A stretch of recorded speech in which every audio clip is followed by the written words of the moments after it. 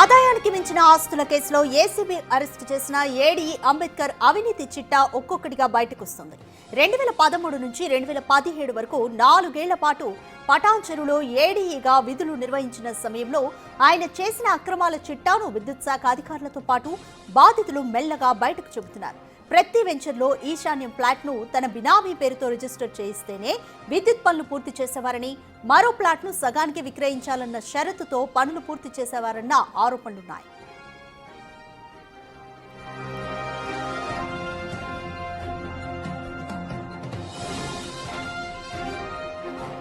పటాన్ చెరువు ప్రాంతంలో పనిచేసిన సమయంలో ఏర్పడిన పరిచయంతో సంగారెడ్డి, పటాన్ చెరువు, అమీన్పూర్, తెల్లాపూర్, రామచంద్రపురంలో 6 బినామీలను ఏర్పాటు చేసుకుని వారి పేరుతో భారీగా ఆస్తులు కూడబెట్టినట్లుగా సమాచారం. అంబేద్కర్ అరెస్టుతో బినామీలు రహస్య ప్రాంతాలకు వెళ్లినట్లుగా తెలుస్తోంది.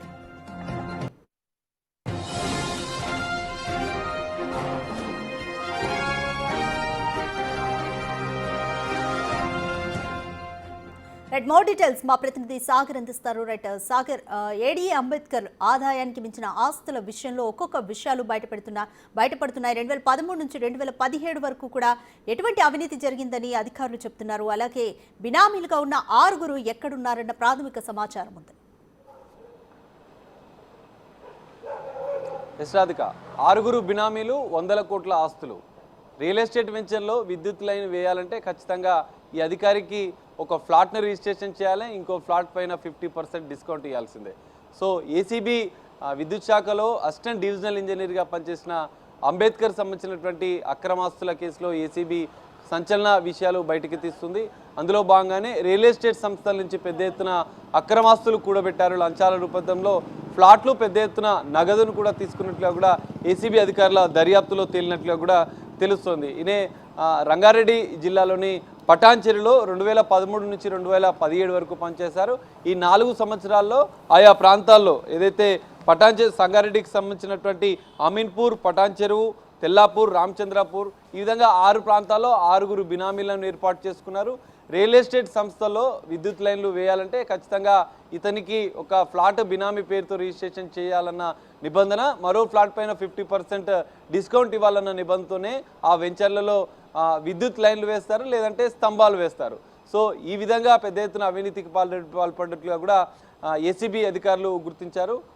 ఇప్పటికే అంబేద్కర్ని అరెస్ట్ చేశారు. చెంచల్గూడ జైల్లో 14 రోజుల రిమాండ్ ఖైదీగా కూడా అంబేద్కర్ ఉన్నారు.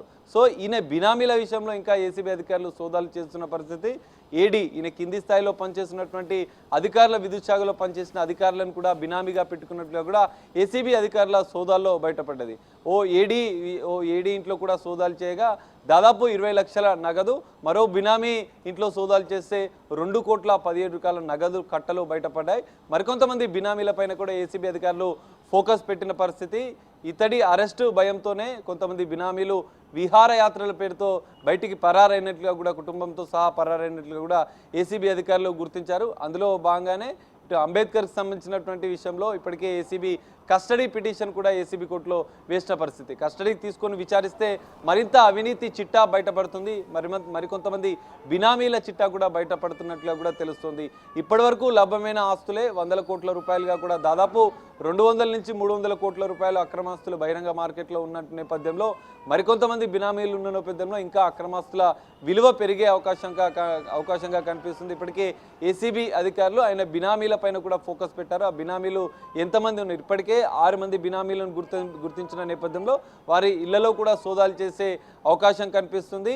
ఇప్పటికే ఈయనకు సంబంధించినటువంటి దాదాపు 5 జిల్లాలలో మెదక్, సంగారెడ్డి, నల్గొండతో పాటుగా హైదరాబాద్, రంగారెడ్డి జిల్లాల్లో కూడా పెద్ద ఎత్తున ఆస్తులను ఇప్పటికే గుర్తించింది. భారీ ఎత్తున ల్యాండ్లకు సంబంధించినటువంటి డాక్యుమెంట్స్లను, ఒక కెమికల్ ఫ్యాక్టరీకి సంబంధించినటువంటి ఆస్తులను కూడా ఏసీబీ అధికారులు గుర్తించిన నేపథ్యంలో ఇంకా ఈ అవినీతి తిమింగలం వెనుక ఇంకా అనేక మంది బినామీలు కూడా ఉన్న నేపథ్యంలో వారిని ఇంట్లో సోదాలు చేయడంతో పాటుగా మరికొంత నగదు బయటపడే అవకాశం ఉంది, మరికొన్ని ఆస్తులు కూడా బయటపడే అవకాశం ఉన్నట్లు కూడా తెలుస్తుంది. ఇప్పటికే కొంతమంది రియల్ ఎస్టేట్ సంస్థ బాధితులు కూడా ఏసీబీ అధికారులకు కొంత సమాచారం ఇస్తున్నట్లుగా కూడా తెలుస్తుంది. ఎందుకంటే ఒక్క వెంచర్లో విద్యుత్ లైన్ వేస్తే అదే వెంచర్లో ఫ్లాట్ ఇవ్వాలన్న నిబంధన ఖచ్చితంగా అంబేద్కర్ పెట్టేవాడు. అందుకు కింది స్థాయి విద్యుత్ శాఖ అధికారులు కూడా పూర్తిగా సహకరించేవారన్న అంశాలు కూడా ఏసీబీ అధికారులు గుర్తించిన నేపథ్యంలో ఆయన బినామీల పైన కూడా పెద్ద ఎత్తున ఫోకస్ పెట్టినట్లుగా కూడా తెలుస్తోంది. ఇటు సంగారెడ్డితో పాటుగా పటాన్ చెరువు, అమీన్పూర్, తెల్లాపూర్, రామచంద్రపూర్లో పనిచేసిన నేపథ్యంలో అక్కడ పెద్ద ఎత్తున బినామీలను ఏర్పాటు చేసుకున్నారు. బీరంగూడలోని దాదాపు ఆయన బినామీ పేరుతో 8 కోట్ల రూపాయలతో ఒక ఫ్లాట్ను విక్రయించినట్లుగా కూడా ఏసీబీ అధికారులు గుర్తించినట్లుగా కూడా తెలుస్తుంది. ఇట్లా కోట్లాది రూపాయల అక్రమాస్తులు బయటపడుతున్న నేపథ్యంలో ఆయన బినామీల పైన కూడా ఫోకస్ పెంచిన నేపథ్యంలో ఏసీబీ అధికారులు ఇటు అంబేద్కర్ని ఏడీ అంబేద్కర్ చంచల్ కూడా జైల్లో ఉన్న నేపథ్యంలో కస్టడీ పిటిషన్ వేశారు. కస్టడీకి తీసుకొని విచారిస్తే మరికొంతమంది బినామీల పాత్ర, మరికొన్ని అక్రమాస్తుల చిట్టా కూడా బయటపడే అవకాశం ఉన్నట్లుగా కూడా ఏసీబీ అధికారులు భావిస్తున్నారు. మరి ఈరోజు కస్టడీ విషయంలో ఒక తీర్పు వచ్చే అవకాశం కనిపిస్తుంది. కోర్టు అనుమతితోని కస్టడీకి తీసుకొని విచారించాలని కూడా ఇటు ఏసీబీ అధికారులు భావిస్తున్నారు. ఇదే సందర్భంలో బినామీ ఇళ్లలో దొరికినటువంటి సొత్తు కొంత 10% మాత్రమే, ఇంకా భారీగా సొత్తు అక్రమాస్తులు అనేవి కూడా ఇంకా బినామీ ఇళ్లలో ఉన్నట్లుగా కూడా ఏసీబీ అధికారులు భావిస్తున్న నేపథ్యంలో కస్టడీకి తీసుకొని విచారించడం, అదే సందర్భంలో బినామీ ఇళ్లలో సోదాలు చేయాలని అన్న అంశాలను కూడా ఏసీబీ అధికారులు దృష్టి సారించినట్లుగా కూడా తెలుస్తుంది. సో ఇదే జరిగితే మరికొన్ని కోట్లాది రూపాయల అక్రమాస్తుల చిట్టా కూడా బయటపడే అవకాశం కూడా ఈ అంబేద్కర్ విషయంలో విద్యుత్ శాఖకు సంబంధించినటువంటి ఏడీగా పనిచేసినటువంటి అంబేద్కర్ అక్రమాస్తుల కేసులో మరికొన్ని కీలక అంశాలు కూడా, మరికొన్ని అక్రమాస్తుల చిట్టా బయటపడే అవకాశం కూడా కనిపిస్తుంది. రాధిక. రైట్ సాగర్, ఇప్పటివరకు ఎన్ని వెంచర్లలో అంబేద్కర్ బినామీ పేర్ల ఫ్లాట్లను రిజిస్టర్ చేయించారని తెలుస్తుంది? అలాగే ఎంతమంది బాధితులు ఇప్పటివరకు పోలీసుల్ని ఆశ్రయించారు? ఎస్ రాధిక, సంగారెడ్డిలో మనం చూసుకుంటే జనరల్గా అవుట్స్కట్లలో రియల్ ఎస్టేట్కి సంబంధించినటువంటి వెంచర్లు, రియల్ ఎస్టేట్ సంస్థల నిర్మాణాలు, భారీ నిర్మాణాలు కూడా ఎక్కువగా జరుగుతుంటాయి.